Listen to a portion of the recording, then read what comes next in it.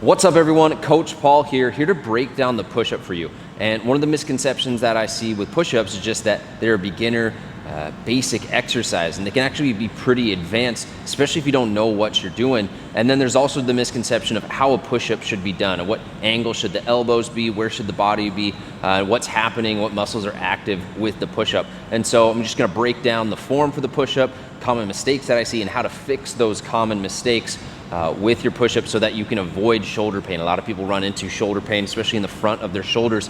Our nature throughout the day on our phones, TV, video games, or whatever it is that we're doing, we're just rounded forward. And so when we combine that with poor shoulder mechanics, especially in the push-up or even in the bench press, it's gonna give us some shoulder problems. So here to break that down for you so that you can do push-ups pain-free, and also work on posture and anything else that might be coming along with it.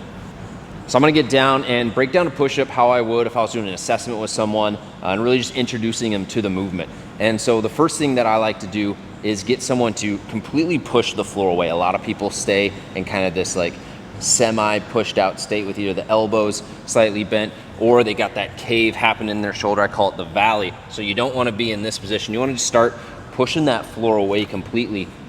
And then from there, as you can see, as I go up on the wall, you don't want your elbows coming out wide, and you don't want those elbows coming in narrow. And so one of the big reasons for that is as those elbows go out wider and wider and wider, those shoulders go up higher and higher and higher. And as those shoulders go up higher and higher, they lose the stability of that actual shoulder joint. So you think about that shoulder and the humerus, the bone right here, it's just coming up, up, up higher, and all of a sudden you got your shoulder talking to your ear. That's not a position of strength. It's like going out on your own and not having the support of your crew with you. Well, your crew for your shoulders is gonna be the back side of your shoulder, your lat, rotator cuff muscles, and being able to get it pulled down, packed. You should actually feel the back of your shoulder engage when you're going into a push-up, but that can't happen if you're in what I call like if you ever do like a cycling class push-up and they get you out wide and those elbows are flaring out wide, shoulders are riding high. I see it all the time. You wanna drive those elbows down so that you can get some engagement with the back side. So then everything in the front can work. Another problem that we see with that as well is when we're up here tight and we're already using these muscles that we've made chronically tight from poor breathing mechanics and from being stressed out all the time. Now we've just got lit up traps in this spot that feels so good when it gets massaged. Well, now it's just hyper activated the entire time you're doing a push-up. So you don't wanna be in this really elevated state with the elbows. You also wanna be careful that the elbows, when you bring them into a side, think of like a yoga push-up, chaturanga, that you're not getting so far to the side. And if you don't have the strength, you don't want those shoulders dipping forward. And I'll break that down right here. So you can see, if you don't have the strength and those shoulders roll forward, now we're running into a lot of the same problems, but now we're getting a ton of weight put into that shoulder as it moves forward into that internal rotation. And again, we already spend so much time there. A lot of us aren't as strong as we think we are, and we're just basically just jamming the front of that shoulder joint all up. And then we run into injuries or we run into impingements, and that's not what we want. So what are the first rules that we wanna do? We wanna find a 45, 60-degree angle with our elbows. And one of the things I try to teach people when they get into that push-up position is you wanna pull the floor apart.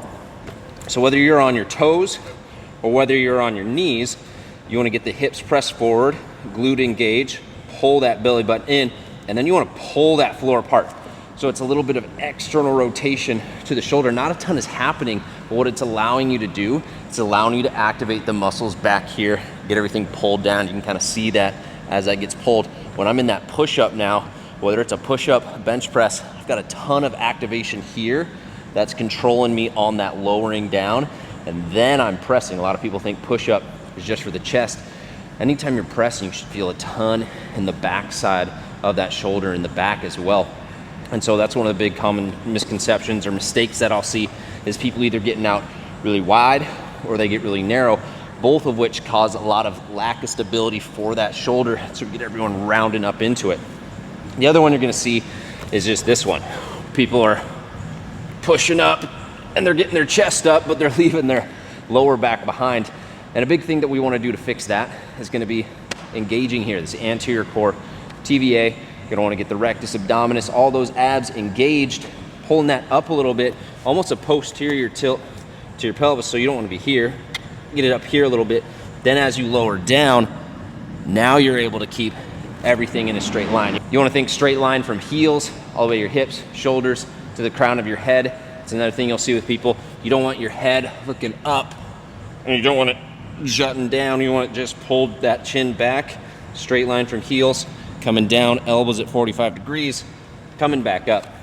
So breaking this down again, we really wanna make sure that we've got the muscles in the back side of the shoulder engaged. We wanna make sure that we've got a long straight line with our torso.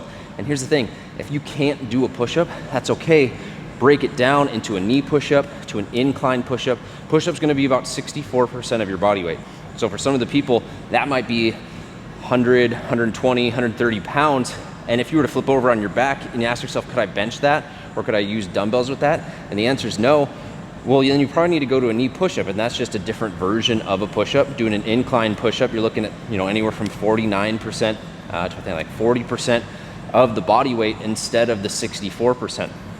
So breaking it down, going a little bit lighter, and then also recognizing too that if you flip over on your back and you're doing dumbbell presses, it's the same motion, you're just on your back instead of chest facing the floor. So that's one of the misconceptions I talked about right at the very beginning, that everyone should be able to do a push-up. Some people can't. Sometimes push-ups are tough. It's totally fine. Just find a variation that works for you, get stronger in that, and eventually you'll be able to knock out a push-up, no problem. But big thing again, if you want to avoid that shoulder pain, if you want to avoid feeling super tight and locked up in here, here's the thing, you might be able to get away with it in just a body weight push-up. But what happens when you add 185, 200, 225 pounds to a bar and you're pushing up like that? One of the telltale signs you can tell when someone is now compensating, not actually able to do a rep correctly, as soon as that shoulder pops up out and they're pressing here, now they're just finding leverage, not letting the big muscles do big jobs. They're gonna end up leading to injury. So by getting the push-up form down, you build a foundation that's gonna allow you to scale on top of something that's much stronger, more stable, gonna keep you injury-free.